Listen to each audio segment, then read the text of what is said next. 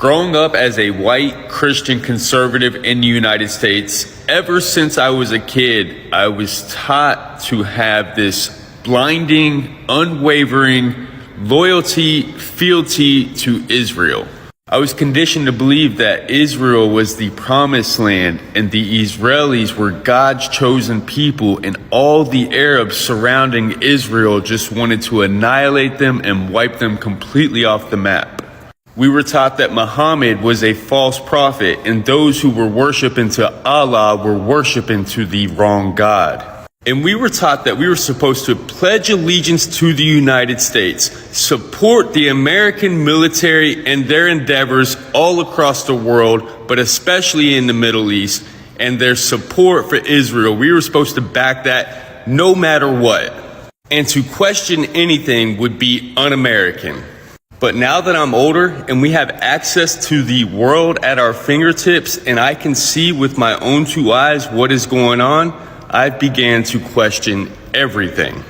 I realized that we bought the lie that Western media propagates to us. We bought the lie that the American church or the Western church propagates to us. I don't believe in the duality of the world. I don't believe that we are good, that America's good, that Christians are good, that Jewish people are good, and that Arabs and Muslims are bad and evil. We've always been taught that Arabs, Palestinians, Iraqis, Iranians, they're jihadists, they're terrorists, they're thugs, they're predators, they're savages. These are the words that we've always used to describe human beings. We are taught that Israel has the right to self-defense, that they are morally superior in this battle. But I now realize that he who controls the media controls the masses, and Israel has the power to not only control the narrative, but to control the way that the war is fought. We are taught that this war started from a Hamas terrorist attack on October 7th, but in reality, this war started 75 years ago, with the start of the ethnic cleansing of the Palestinian people and the stealing of their land. One thing I've learned about the U.S. and other imperialist and colonizing nations is that they love to put their foot on other people's neck and then act shocked when they fight back.